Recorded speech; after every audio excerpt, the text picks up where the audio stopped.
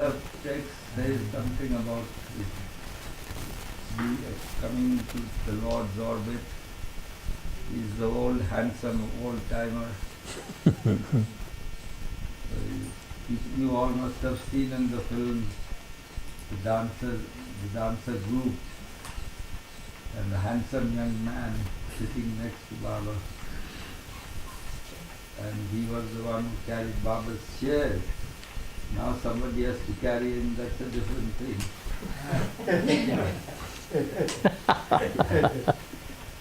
As Baba once... But everybody's out to lunch when I need them. Baba once said, somebody was seeing him, a fellow who had a little spiritual sort of wind, and he had come to see Baba, and Baba was walking with sticks. And he looks up to Baba and says, he's having thoughts that he's the Lord of the universe and he needs this, crushes and sticks.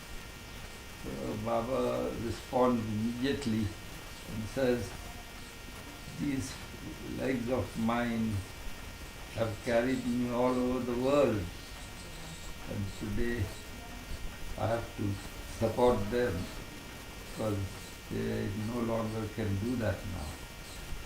So that's the story. Yeah, it happened. So let's say something, regale us with some good stories. Well, we'll see how regaled you are. I don't know.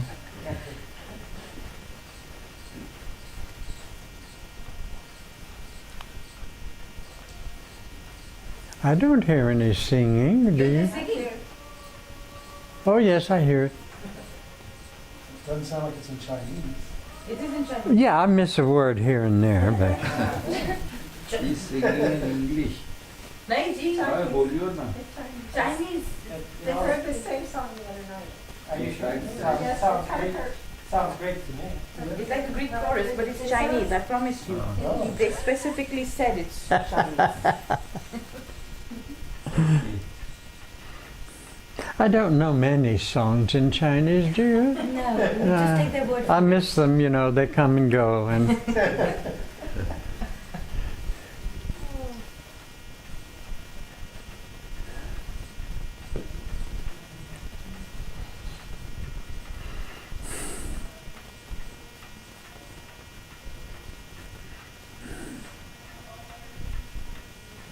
Definitely Chinese.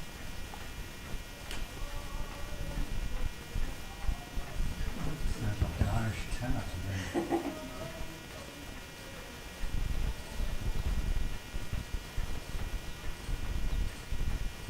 He's singing the sound of music in Chinese. I'm telling you what, Tex will speak, I will go and then arrange for him to come and sing the same song over here, so that we can all hear it afterwards. That text, Yes. there's not much time. Exactly. no, there's not much time. Yeah, so you want me to start? Yeah. Okay. Start right away. Well, fortunately, there's not time for me to tell my long story of coming to Baba and the first time I met him, but I have a few other short stories. And I don't know about the rest of you, but it doesn't break me down or wear me down, but I always felt so incompetent, and I was right, of course, in that feeling. But I'll illustrate it. One day, you know, when Baba came to Myrtle Beach, he would, in the afternoons very often, we would go to the barn, those of you who know Myrtle Beach, and we would gather there, and Baba would sit in front of the fireplace, about 6 feet in front of the fireplace, and then the chairs were arranged in a circle around him, and there were never enough chairs, and so the young people sat on the floor, and I was young then, so I sat on the floor, and I sat in a relationship that I was to Baba's left, if Baba was sitting here, I was sitting over there leaning against the wall. And for me, when Baba gave a discourse, it was absolute punishment. Just not my style, but you know, I didn't have a choice. I had to sit there and look normal, possessing normal intelligence. But, and it was hot. And I didn't dread it because we were in Baba's presence, but it wasn't my favorite pastime with him. And one day he gave a discourse on obedience, and right away I was terribly shamed after the first paragraph.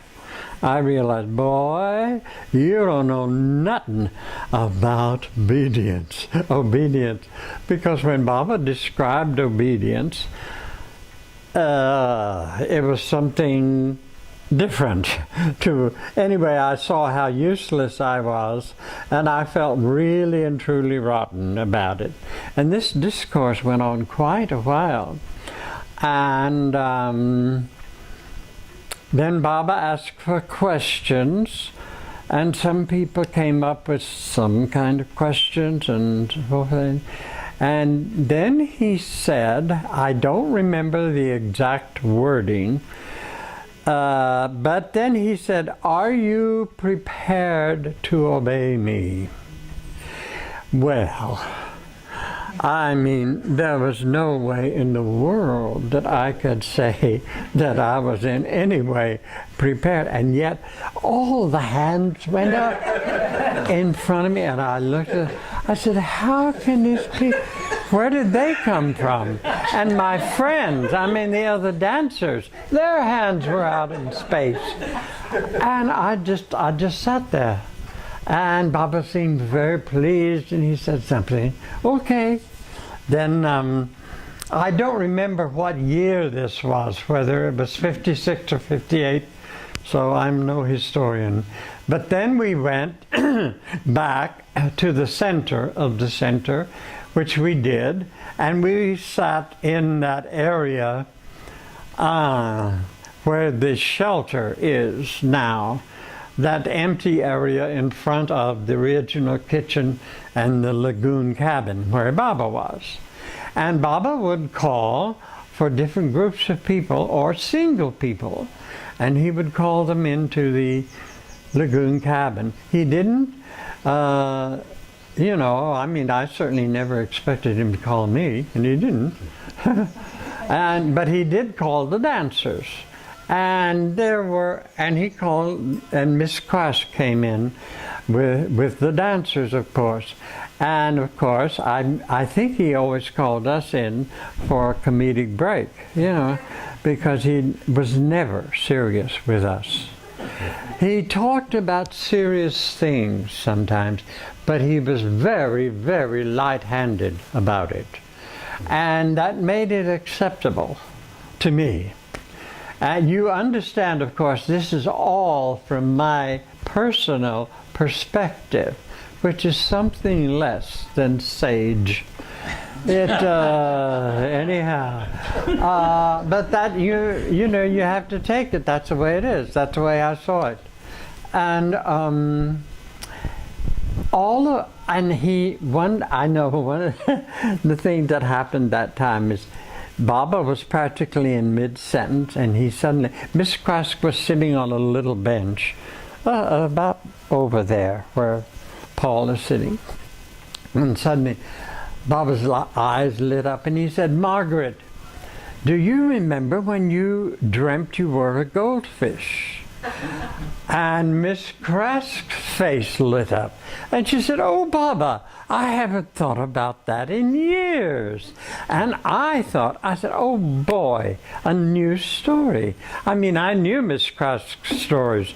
I'd known her, 45 years, and I had heard those stories, but I had never heard the story when she dreamt she was a goldfish. And I said, oh great, she's going to tell. And then Baba said, you must never tell that story. So she never did. And and then all of a sudden, Baba said, were you all in the barn? And everyone said, yes, we were all there.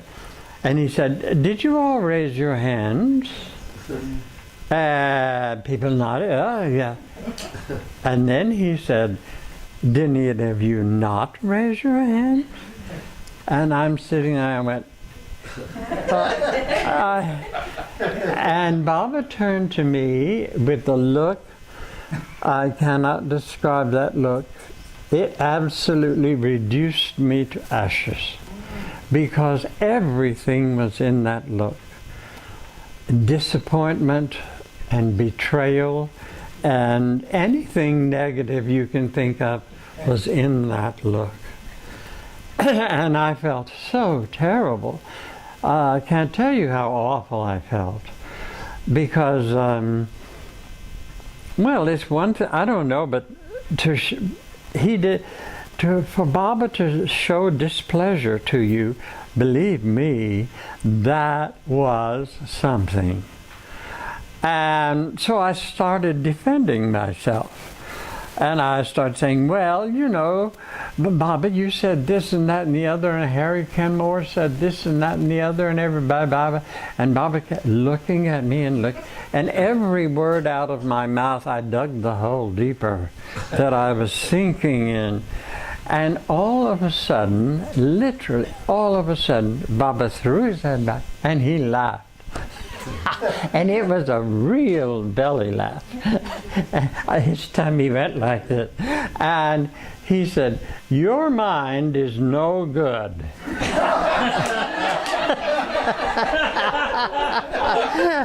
All it does is confuse you. So ever since then, I've felt it's okay if I'm the idiot of the crowd. It does not matter. And Baba never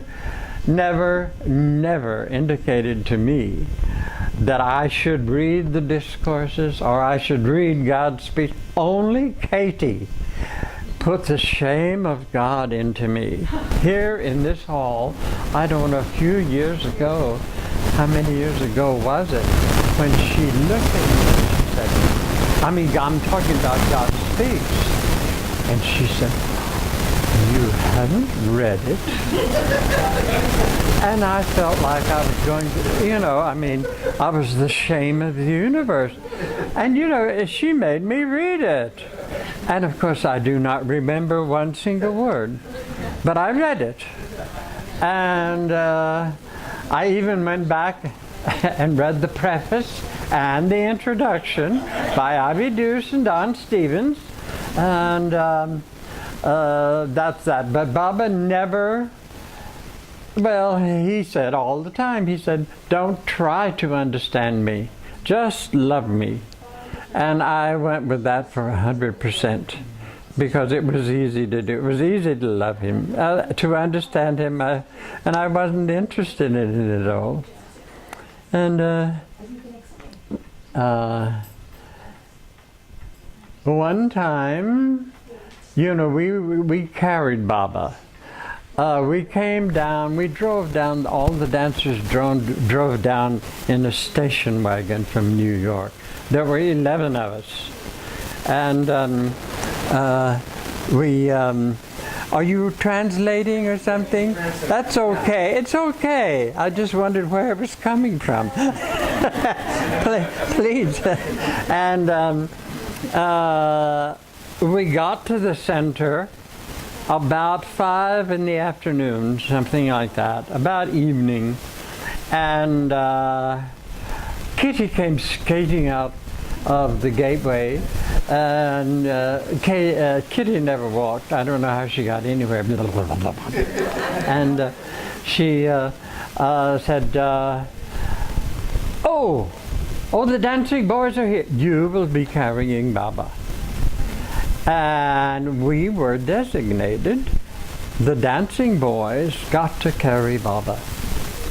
And that was really something because it was not easy to get near Baba when we were there because people like my friend Billy Eden had very sharp elbows. And if you look in, if you know Billy, and if you look at the movies, you will see Billy close to Baba all the time. She walked over old women and babies and I said to her once, I said, you know, Billy, I don't think that's a very nice way to behave in front of Baba. And of course, yeah, you didn't know Billy, but she laid me low in 4 words, none of which are printable. But the dancing, the boys, and because Baba was always ruffling our hair or thumping us on the shoulder, and it was absolutely marvelous. For Baba's touch was something very, very special, and that is true. And he had a way of stroking. If we were carrying him, he would stroke your face, and that was one of the most wonderful things in the entire world. I can't describe it, but it was absolutely beautiful and wonderful, and it was absolutely. And if you look in the movies, you'll see him, you know, stroke, and that stroke, that touch of Baba. And even if he clobbered you, which he did a couple of times, it was wonderful. And anyway, the dancing boys got to carry him, and we suddenly discovered there were 4 dancing boys. And well, there was a big frustrating about the chair, because I personally liked carrying him in a chair. That we would take one boy on each side of a chair and one boy behind to steady it, and we would just lift him and carry him. It was very steady, and we had complete control.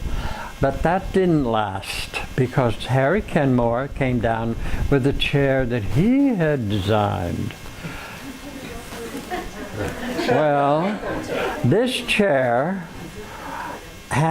it was like a sedan chair, right? With poles on either side. But the poles weren't straight. The poles went across the chair and bent down, which meant if the boys in back lifted him, it dumped him right out into the dirt. So we had to figure out how to lift it, and you'd have it under your armpit, and the boys in back would be walking on their knees practically carrying that chair. But that was the chair because it was Harry Kenmore's, and Baba made a big fuss over Harry Kenmore. And so that was the chair that we suffered with. And one day, I was really an idiot. I didn't know anything about, I don't know about you, but do you think you would know how to behave in Baba's presence? I didn't know how to behave in Baba's presence, except try to disappear. And that wasn't too successful. And but anyway, one time Baba saved me from doing a really terrible thing, because carrying the chair was an enormous gift, and we had to decide who was to be in front and how and when. So I came up with the thing that we would rotate every single trip. And Baba had a way of saying, take me so-and-so, and then we would lift him and we would start walking, and he would clap his hands and say, no, go to the original kitchen. So we'd have to turn around and go back the other way. You never knew what he was going to do. And a long trip would turn into a short trip, and a short trip would turn into a long trip. And we figured that we just had to take our chances with rotating. that right front would go to right rear, and then left rear, and then there were 5 dancing boys. That made it very easy. So one had to walk. You know, after having made your rotation, then you started all over again. Left front, right front, back, that. And every single trip. So one time I was in right front, and we were carrying Baba. I remember the exact spot down in Myrtle Beach, and Baba stopped us. I don't know for what reason. But a man whom I liked, I didn't like everybody. Let me tell you, I didn't like everybody. Of course, I am very generous, but it just didn't cover the whole crowd. But this man I liked. He was a very nice man, and he walked up to me, and this man's heart was in his eyes.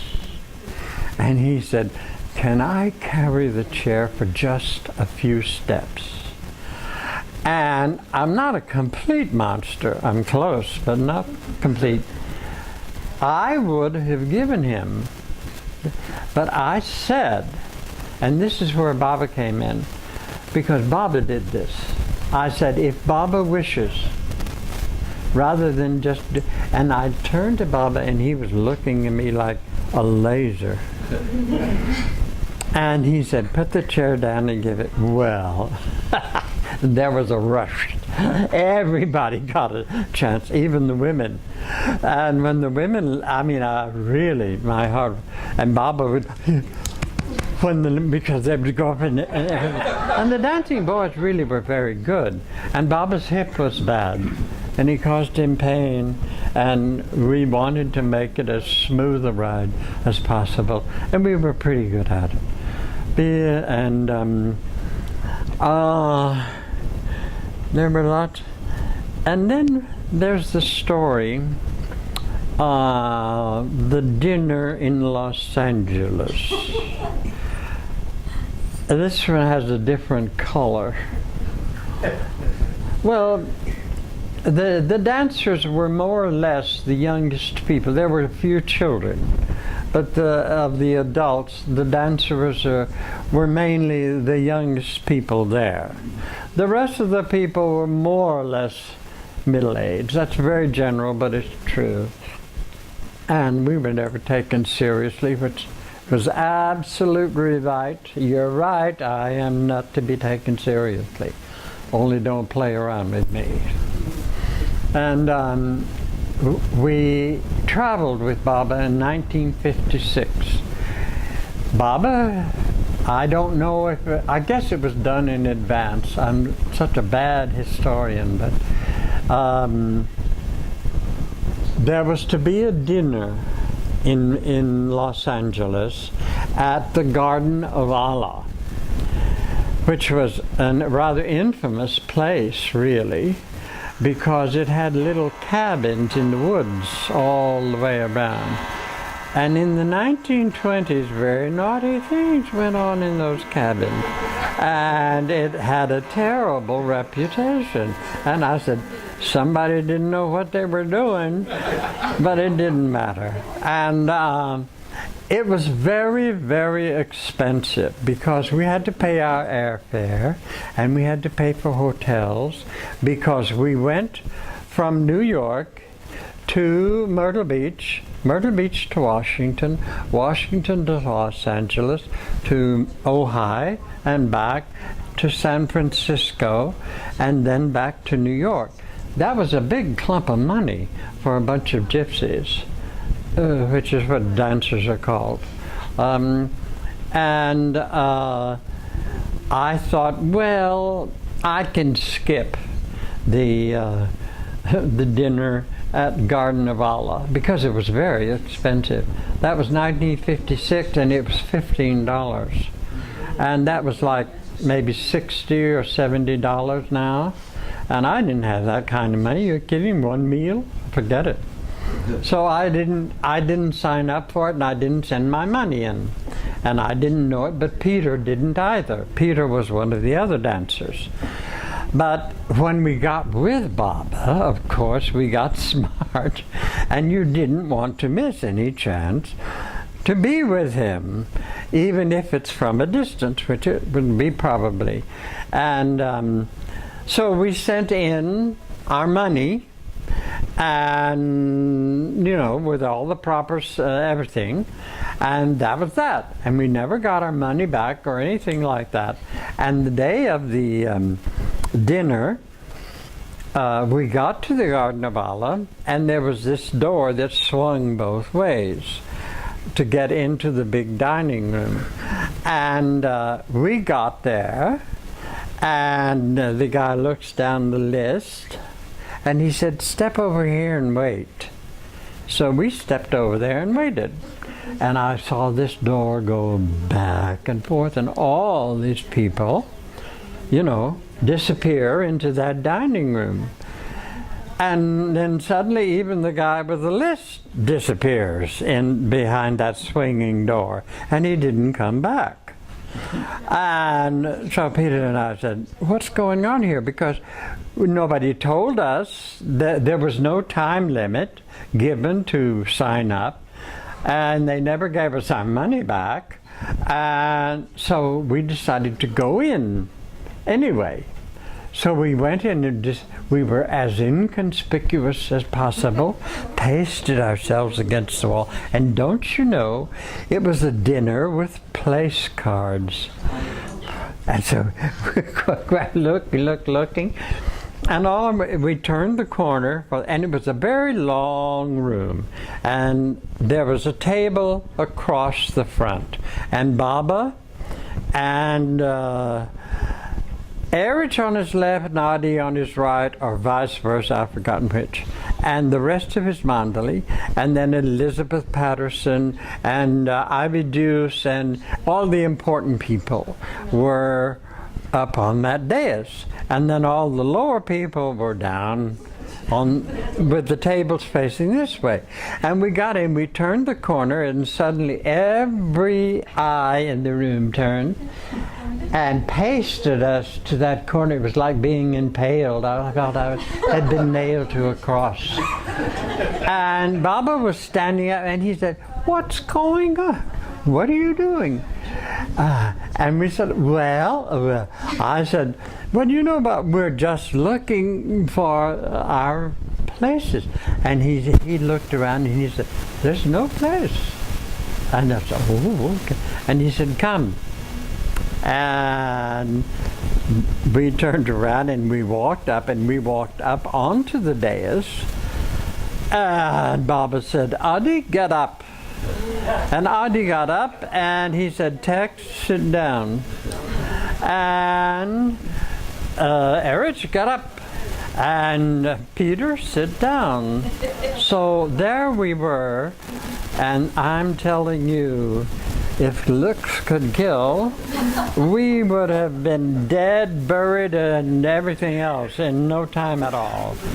And when I sat down, I sat exactly opposite Ivy Deuce, with these little eyes that looked like they were carved out with fruit knives,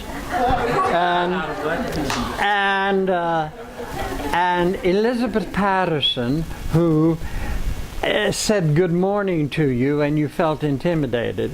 I mean, that was the most formidable lady I've ever come across. And she had icy blue eyes. And she did not approve of the way the dancers behaved at all the time. She never said a word, but that's the way I felt. So they're my two favorite people, and I'm sitting directly opposite them.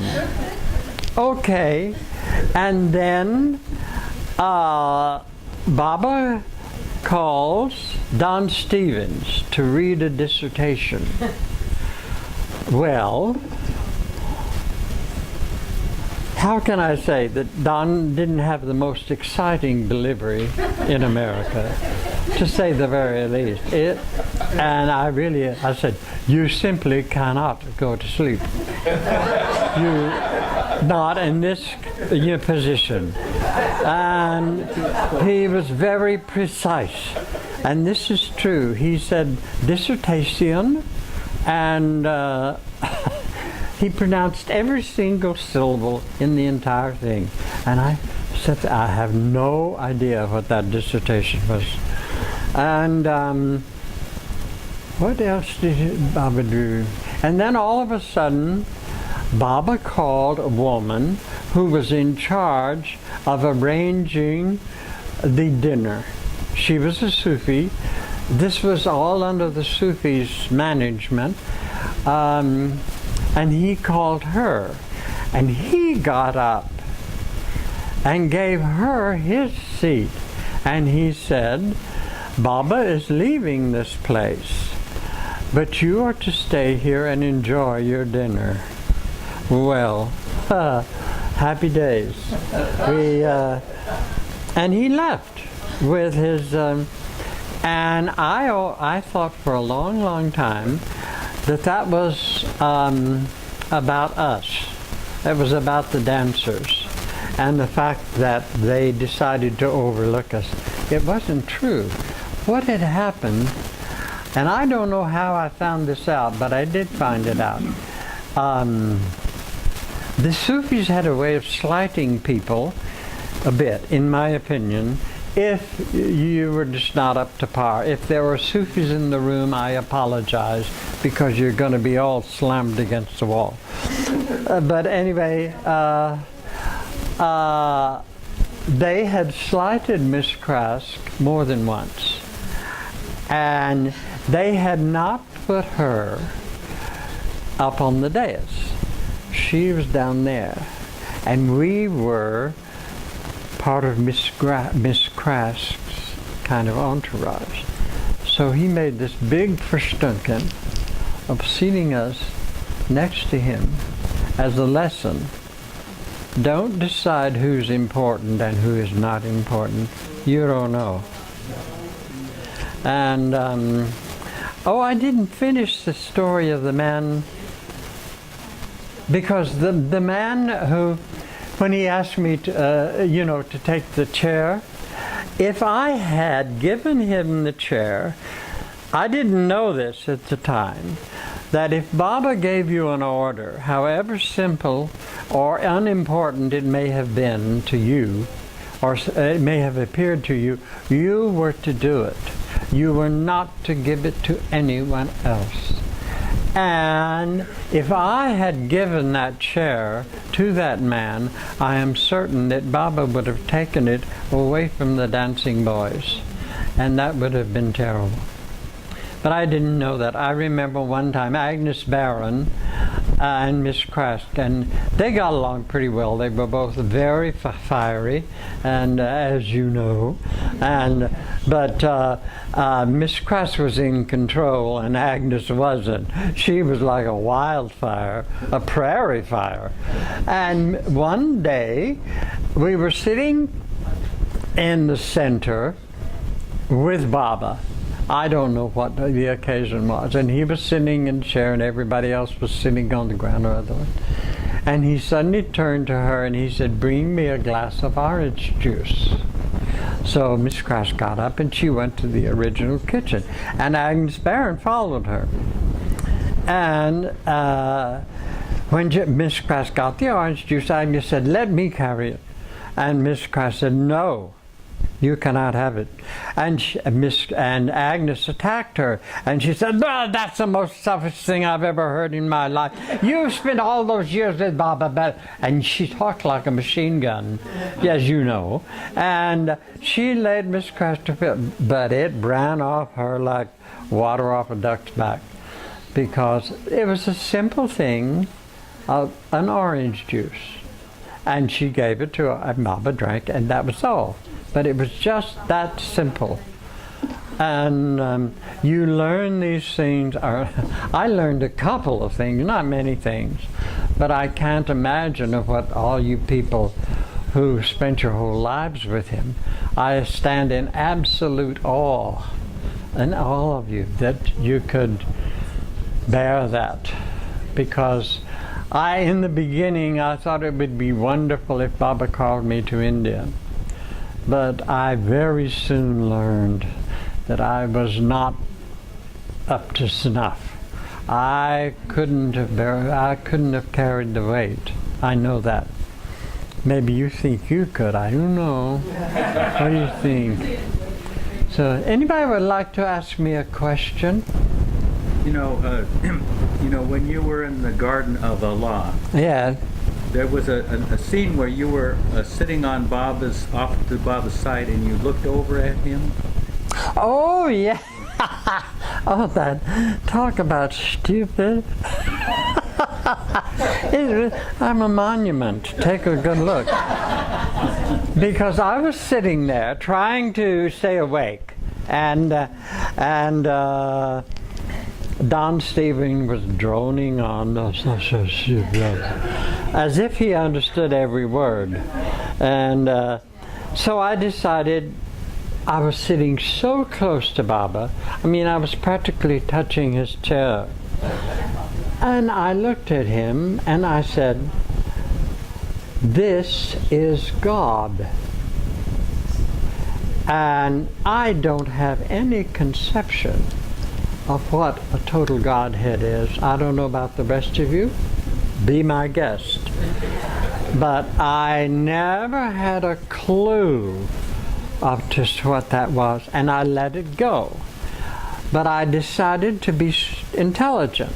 So I looked and I thought, so this, and I am sitting next to God. At that moment, Baba flashed me a look. Whew. I mean, it was like I was beaten 47,000 times. Back and forth. Get smart, shut up, and don't step out of your own path. And that was not my path. You know, understanding things was not my path. It didn't matter. And secondly, I mean, anyway, it sort of straightened me out. And besides, that was, I don't know if that was before or after that he told me my mind was no good. But it was somewhere in there. So anybody else got a question? So what happened then after, because you were made to sit on the dais and you had these people looking Oh yeah, at we you. had to stay there and eat. Oh. And I was uncomfortable, but that woman who was sitting in Baba's chair, her fork played a song and she couldn't get her food in. And I thought, well, I can relax because she's way worse off than I am. But you felt this emanation. And in a funny way, you felt that everybody blamed the dancers who came in late for this whole thing. I didn't give a damn, I must say. Yeah. You said you found out later something about what happened with that. Well, that was when I found out about Miss Crass, I see. that they had not seated her properly. So you feel that was one of the reasons? Oh, I know. I mean, I feel quite certain. Because he had called in one of the big wigs of the Sufi, and something else had happened that I don't know what it was. And Baba called this woman in and said, "Margaret is of my circle, and you are to treat her accordingly." He was insulted that they slighted Miss Crask. And how you had the strength to do it again, I don't know. But I have a story to tell you that I'll not mention names, I hope. I may slip. But one time we were on a bus in San Francisco. The Sufis did a magnificent job of arranging that trip. It was very complex. Just think of all these people. I don't know how many people there were who flew around with Baba, and with all the hotels, and then they had these special gatherings and everything like that, and they arranged transportation for that, and they really did an incredibly good job. But this time, I don't know why this very important person in the Sufi organization got on the bus after some kind of event. I don't know what it was. But Bunty Kelly and I were sitting in the front seat. I don't know why there. And this woman sat with another woman directly behind us. So we could hear them. You know, you can hear if you're sitting in front, but you can't hear if you're sitting behind. Anyway, this woman said something to this other woman that Baba had spent some time talking about his concern about this woman's daughter was getting very heavy. And these are almost her exact words. But what Baba doesn't understand is that so-and-so, my daughter, has Jupiter in her 9th house. Therefore, she's bound to be heavy. I mean, I mean, it's really funny. And that same woman, I don't know, maybe this is backbiting, but it's history as well. Baba, one day down in Myrtle Beach, early in the morning, he called us in. He called us out. And we were all gathered around him, as we always were. And the dancers were in a clump of some kind. At that time, there were only 4 dancers who had the money to make that trip. Bunty Kelly, Maria Adair, Peter Saul, and me. Because Baba said, if you have the money, you can come. If you do not have the money, you cannot borrow it. You can't come. So there were only 4 of us who had that money. And so there we were, and all of a sudden Baba turned to us and he said, dance for me. You know, here we are out in the sand dunes practically, and I mean, I turned stone. I couldn't move. And he read our minds. I'm sure the rest of the kids felt. And he said, okay, that on Wednesday. We'll say this is Sunday, so he's on Wednesday.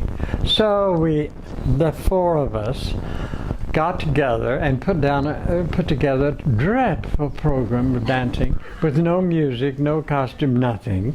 And besides which, you see, Bunty and I were of one generation of dancers, and Marie and Peter were of a younger generation of dancers. And Bunty and I had worked together quite a bit, so we dug up something. And Marie and Peter really hadn't had an awful lot of experience, so I don't know. Anyway, we put together this program, which was a Highland fling. Ooh. And without bagpipes, a Highland fling doesn't look like much. And then Marie knew a dance from a very early ballet, the Dances of the Chosen Maiden, from a ballet called The Land of the Midnight Sun. Anyway, Yasin choreographed it, and this dance, he taught it in class, a character class. And it was a nice dance, except there was no music. And Bunty and I had just made a movie, and we had done in that movie a big Charleston number, an absolute killer. I mean, it was a Charleston, not to be taken too seriously, except it started like a bat out of hell and sped up after that. It was a killer. But anyway, we had that. But again, no music. So, okay. And Peter, what did he do? I don't know. I've forgotten. Poor Peter. I apologize, Peter. I've forgotten what you did. Anyway, Wednesday came. Baba didn't pay any attention at all. And Thursday and Friday and Saturday, and he never mentioned it. And we left Myrtle Beach. And we went to Washington. And no mention. And we got to Los Angeles, no mention. Meherabad, nothing. Back. And to San Francisco, I said, oh, he's forgotten about it. Except we kept practicing this awful program. But we did keep practicing. And sure enough, suddenly when I decided that he had forgotten about it and we were off the hook, he suddenly one day, he was in the audience room at the Holiday Lodge, which was a room about this big to the end of this carpet. Not a very big room. And Baba met people there. And I think it was Fred Harb who had a flower shop, and he decorated it every day with fresh flowers. Beautiful, really beautifully. And somebody would bring fresh fruit for Baba. And it was really very, very pretty. And but Baba said, I'll take that back. It was a little bigger. Not much, but a bit bigger.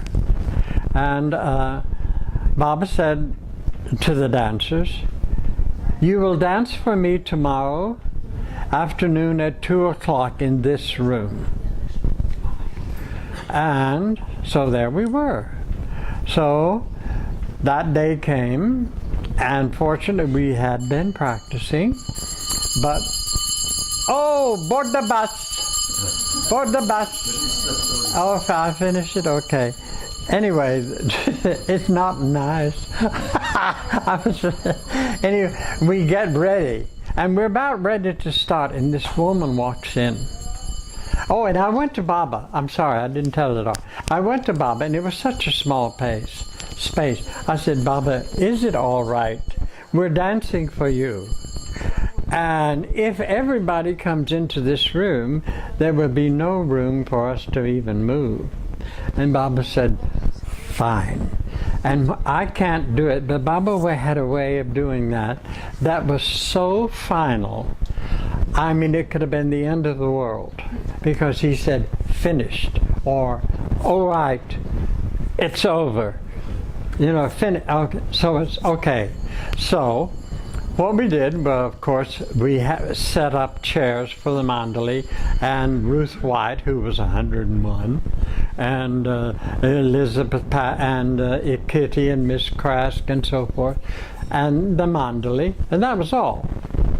And then we were all ready to start, and this woman walks in, and bad news. She walked in and said, Baba, I have all of these people waiting to see you, and you're locked in this room with these. And she gestured to us. Not to, well, to me, as far as I was concerned, she was dead from then on. If that's what you think of me, lady, it's okay with me, but forget it. And Baba said, okay, don't worry, go back in the hall and wait. Well, we get ready again. She comes in again. And Baba sends her out again. Anyway, 3 times.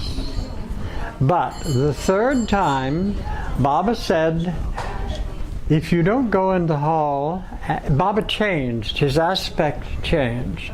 He said, if you don't go into the hallway and be quiet, Baba's going to leave this place. And I knew this place, he meant America. He would have left. And fortunately, she did go in the hall and be quiet. And that is, many of you have seen it, where Baba's sitting in a chair, and I'm standing on his left shoulder, and Peter's standing on his right, and the three women are kneeling in front. Well, that was taken after we danced for him. That really awful program, but Baba was an audience like nothing else. It could have been the Royal Ballet in full accoutrement, the way he reacted. I mean, he looked so delighted, and I knew it wasn't wonderful, but he acted like it was so marvelous, and that was a marvelous, marvelous moment. Okay.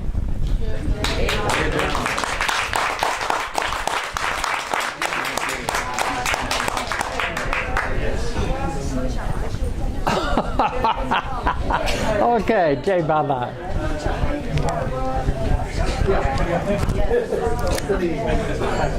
Wearing his socks.